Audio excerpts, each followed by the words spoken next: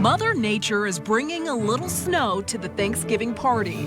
We'll tell you how much to expect in your neighborhood. Many frontline workers will fight COVID instead of celebrating the holiday. We're all working more hours. It is really hard, and we do still cry, which means we are still feeling it. Tonight, as we all think about what we're thankful for, we'll show you how to say thank you to these life-saving heroes. Thanksgiving should be every day. And as many of us prepare for the holiday shopping season, we have some ways to support Colorado-owned businesses. What would a Colorado holiday be without a little snow? We saw a little bit of falling in the mountains tonight, and a few flurries fell in the metro this evening. Chief Meteorologist Mike Nelson is tracking this Thanksgiving system tonight. Hey, Mike, happy Thanksgiving. Thank you, and to you guys too. You know, it's so nice tonight when so many people have turned on their holiday lights. You get the snowflakes fluttering down. Just makes it very, very festive. Temperatures are cold enough for snow, upper 20s to low 30s at the moment. There are no warnings and advisories, but there are some bands of snow across northeastern Colorado. These have been mostly light, most areas picking up a dusting, but that is about it. And across the state, a few more continue back into the mountains where we might see an inch or two tomorrow down in the San Juans. But in general, it's relatively quiet for Thanksgiving night across the country. A little rain in South Texas. Otherwise, most of the nation dry. And as far as our weather headlines, we'll have a few flurries ending tonight. A cool, dry Friday coming up. Warmer weather for Saturday, and our next chance of any significant snow arrives next Wednesday. All of your full holiday weekend forecast coming up in just a few minutes. All right, Mike, thank you. We want to show you an alarming number. It's also a reason, though, to stay positive about our state's fight against coronavirus. Almost 1,800 hospital beds are in use by people with the virus or with virus symptoms. And we're not going to sugarcoat it here. That number is high. But if you look at the graph, you can see the total number of hospital beds in use has flattened out over the last few days. So we're hoping this is a sign that restrictions are working and that this is a wave of the virus. It's beginning to settle. We showed you the reason for hope. Here is the reason for concern. Our state reported more than 6,000 new cases today, a near record high. Nationwide, Wednesday was the deadliest day of the pandemic. Nearly 2,300 people lost their lives to the virus. Wednesday was also our 16th straight day of record hospitalizations across the U.S. In some states, elected officials are making public pleas for help. We call on any person out there that's retired that's a nurse or any kind of caregiver that can help out in the hospitals. And Colorado's hospitals are near a breaking point. A third of the state's hospitals are concerned about staff shortages in the next 7 days. And 1 in 8 are worried about ICU bed shortages.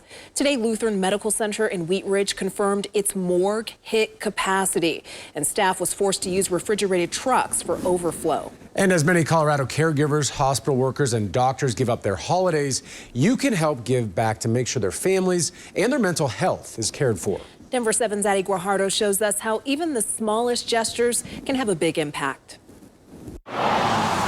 They're still coming in for extra shifts. They're staying late. They're coming early. It's been nearly 9 months, and frontline workers at hospitals Every day. aren't slowing down as cases surge. We're going to be at the bedside. We're going to hold the hand of someone who doesn't have a hand to hold. A calling Dr. Christy Chaudhary has dedicated 19 years of her life to. Yet the weight of the pandemic at times is unbearable as lives are lost, some patients taken too soon. I'm not sure that I can tell it without crying. In April, howls filled the air thanking our healthcare workers, a gesture that's since faded. But they've clung on to thank you cards that now line hospital halls. It said, "I'm so glad you're in the hospital. I feel safe knowing you're there." And that's been there since March. Kind gestures of gratefulness. Having somebody say your A game matters, that's really, it fills the bucket. It fills a bucket that's being emptied by all of this craziness, because we're all human beings too. This year, St. Joseph's Hospital annual fundraiser hopes to raise $25,000 for their healthcare workers fighting to keep loved ones alive. To support the St. Joseph Hospital Emergency Fund, and that fund will provide support to our caregivers for their social emotional needs, their financial needs. Donations will help healthcare workers with daycare or if a loved one gets sick. This year, donations can be made to 2 programs online.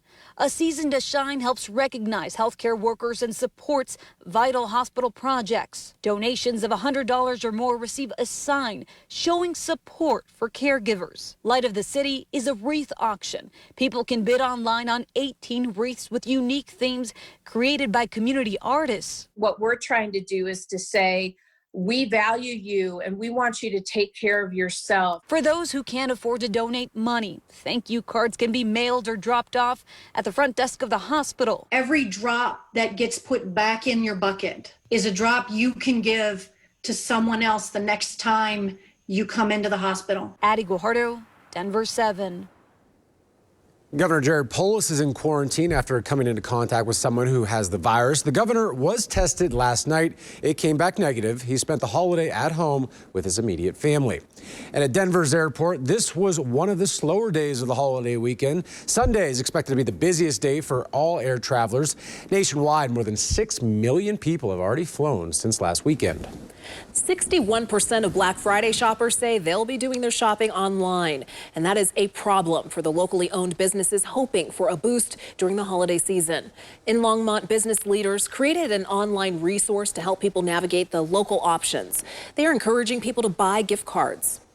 The people that make these businesses so special and are just such a backbone in the community that it's heartbreaking to think what the community will look like on the other side of this if we don't continue to rally on whatever endurance we have left. Local toy stores are telling us today that they are seeing a bump in foot traffic, bucking a national trend of toy stores closing during the pandemic.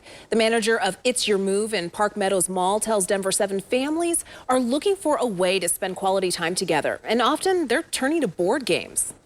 I have a lot of people coming in who don't normally game that are looking to get into it just because they're wanting to do something with their family and they've watched all of Netflix.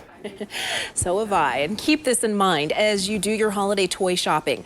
While toy sales are up year to date, local toy stores reported their sales went down. Most people are just ordering toys online from places like Amazon or Walmart.com. Today, during a call with military members, President Trump took questions about whether he would leave office if Joe Biden wins the Electoral College.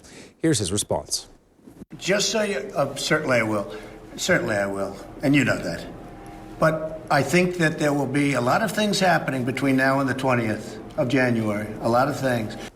And the president was among those celebrating a Supreme Court ruling today. The High Court ruled New York State cannot limit gatherings at houses of worship, a ruling reminiscent of a decision in a Colorado appeals court earlier this month.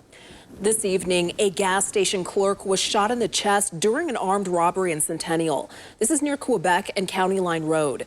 Arapahoe County Sheriff's deputies are not releasing information on the victim's condition. No arrest yet. Deputies could only provide a vague description of the suspect, a white man in his 20s wearing a hoodie. 2 people are dead following an afternoon plane crash near Telluride Airport. The San Miguel Sheriff's Office says the accident was witnessed by several people. Our thoughts are with the families of the victims. And this little guy right here is on the mend this Thanksgiving. The animal rescue group who picked him up says it's one of the worst cases of mange they've ever seen. His recovery is not going to be cheap, and as I found out, because of the pandemic, rescue groups are struggling to get by, and they need your help.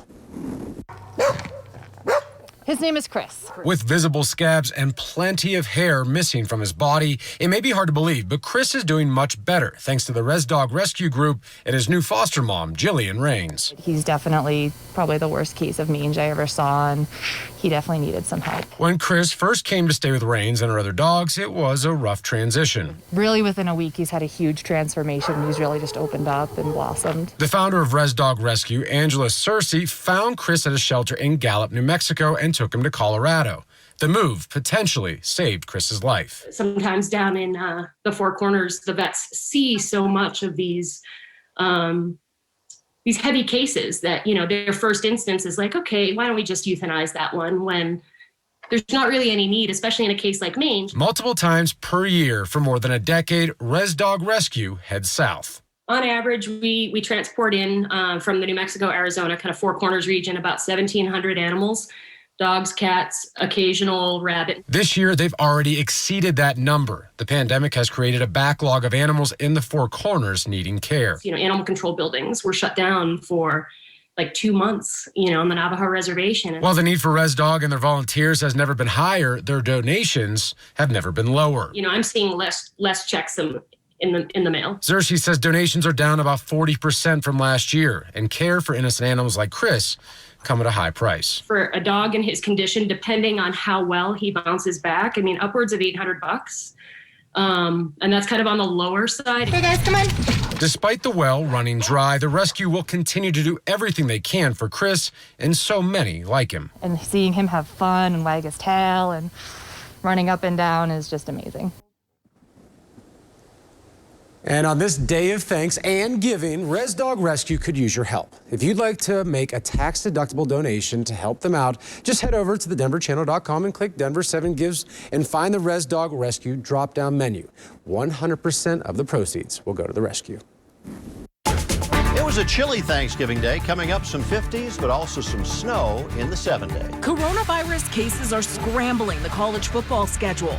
CU started the day schedule to play USC. We'll tell you where they ended up tonight. And you'll meet the couple whose home came with a surprise in the walls. And then I look back at the wall, and there's like the edge of this other package that's a little tied up with string, and I'm like, holy crap, this is like a stash of booze.